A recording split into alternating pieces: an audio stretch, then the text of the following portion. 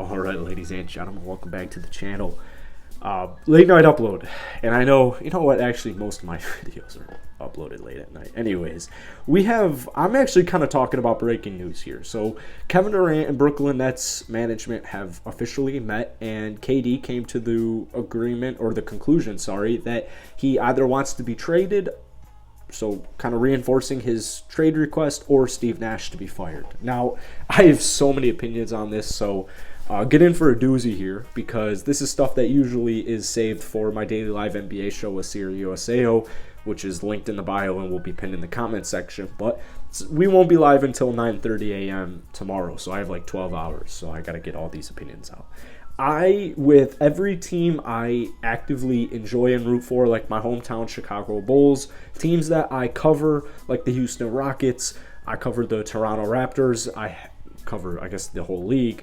I have no interest in any way, shape, or form, unless I'm like the Golden State Warriors or the Los Angeles Lakers, in trading for Kevin Durant. To me, and I apologize because I actually love KD. Like, from his time in OKC, and I can like vaguely remember the Seattle Supersonics, like very vaguely remember the Seattle Supersonics. We only played one season until they moved to OKC. James Harden, Russell Westbrook, Kevin Durant, when I was growing up and Derrick Rose was doing his thing, this was around the time where they were balling their asses off. And it was very fun to watch a very small market team like Oklahoma City be so dominant at basketball. And so I remember exactly where I was when Kevin Durant went to the Golden State Warriors. I was in North Carolina playing around at golf in the clubhouse, and I saw KD went to the Warriors, and I was thinking, wow, they're going to be really good. When he went to Brooklyn, you knew it was going to be, I knew personally it was going to be short. It wasn't going to be a long duration, because whether or not they paid him, he came to Brooklyn literally just for Kevin Durant. Dumbass. He came just for Kyrie Irving. He literally said in his presser, his introductory presser, I am here for Kyrie Irving. Kyrie Irving, Brooklyn, own team, it all made sense for Kyrie Irving, and KD, the follower he is, which is really unideal. Not everyone's meant to lead. Now, I have no personal vendetta against KD, because as far as I'm concerned, he's one of the best, if not the best, pure scorer ever to exist that I've seen with my own two eyes. He can get you a bucket, and still at 33 years old, he is a walking bucket, obviously, with his statistics this past season of 30 points per game, 7 rebounds, and 6.5 assists. I mean, this man is one of the best to do it in almost every realm. I mean, he just is an amazing basketball player. But I have no interest in Kevin Durant. If I'm an opposing GM, if I'm an opposing team, like I said, unless I'm the Lakers or the Golden State Warriors, where a Kevin Durant piece, in my opinion, is worth the risk. Now, why? Here's my issue. First off, like I said, he's a follower, not a leader, which is fine. You know, not everybody is meant to lead. That is perfectly okay. But here's my issue. Kevin Durant's 33 years old, right? It's not too old. Kevin Durant in 1 month, I don't think people realize this. Kevin Durant in 1 month turns 34 years old. Kevin Durant in the last 2 seasons has combined to play 90 basketball games. 90 basketball games. 55 this past season, 35 the year before, and the year before that was when he was coming back from a torn Achilles, and he did not play that season. Then the year before that was his final year in Golden State, where, you know, he balled his ass off, and if he didn't get injured, you know, things might be a little bit different right now, but, you know, that's all in the past. My issues with Kevin Durant are nothing based off of skill. It's just purely from a future of a franchise standpoint. But like I said, if I'm LeBron James, I want a guy like Kevin Durant. If I'm Steph Curry, I would definitely welcome Kevin Durant back. Is it, you know, it doesn't make as much sense for the Golden State Warriors as it would for a team like the Los Angeles Lakers, who at this point are pretty desperate to just make anything happen with their pretty lackluster roster outside of LeBron James and Anthony Davis and hopefully Russell Westbrook. But 55 games last year, 35 the year before that, torn Achilles the year before that. Is he worth the drama?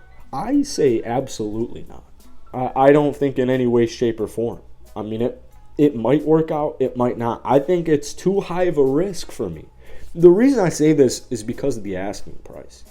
And that is, it has to do with the Brooklyn Nets asking price, and it also has to do with the NBA market, right? The NBA market right now, because of the Rudy Gobert trade, which essentially had 5 first-round picks attached to it, it makes Kevin Durant, who is significantly better than Rudy Gobert, and every team would rather have Kevin Durant than Rudy Gobert, it makes it that much harder to trade for him. So if KD and the Brooklyn Nets, if to get Kevin Durant, you need not only to chuck up at least 5 first-round draft picks, but also probably a more established star in the league and then a young talent, it's way too much of a risk to me. So if I'm Brooklyn, I'm honestly pretty pissed off right now. But this is something you had to expect. When you get Kevin Durant onto your roster, I know the track record is more recent because he spent, 9 seasons with Seattle/Oklahoma City. The way Golden State Warriors, what I learned with Kevin Durant and Golden State Warriors, he went there, he had one vision, he had one goal in mind, that was to win championships. And once that was fulfilled, he went to Brooklyn, which he has no personal affiliation towards, to play with one of his best friends. And once that collapsed, it's not that enticing for Kevin Durant anymore. I mean, I don't like the Brooklyn Nets roster. I think Ben Simmons is a phenomenal talent, but the report today from Ben Simmons is that he left the group chat when his fellow teammates asked if he was playing in Game 4 against the Boston Celtics. Left the group chat? I mean, Ben Simmons is a 15-8-8, several-time All-Star, one of the best young talents in the league, but the only thing stopping Ben Simmons is Ben Simmons.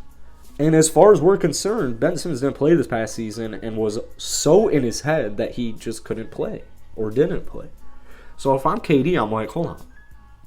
I don't have vax issues, but Kyrie is relatively unstable. He's actually extremely unstable. I don't really trust what Kyrie Irving tells me, or tells the media, I should say. And this goes for a lot of other players, but I heard him say specifically on several occasions he's staying in Cleveland, and then I heard him say he's staying in Boston. I don't think Kyrie Irving is a reliable teammate to have. And KD, once James Harden was also not reliable, was like, all right, we need to make something happen. And then you get an even more unreliable guy in Ben Simmons, and you still don't fix your massive defensive issues. I guess Ben Simmons helps out a lot, but it's like, is he going to play? It's just a super complicated, uber confusing, where it's like, if I'm Kevin Durant, yeah, I want out of Brooklyn. I don't know why I actually went to Brooklyn to begin with. It was probably a mistake, but hey, you got to play with one of your best friends. So if I'm Kevin, about to turn 34, I'm getting the hell out of there, and I'm going to a team that is an immediate superstar contender, whether it's Boston, Miami, Toronto, the 3 teams rumored to get him, or it's Golden State, or it's Los Angeles, whatever the case may be.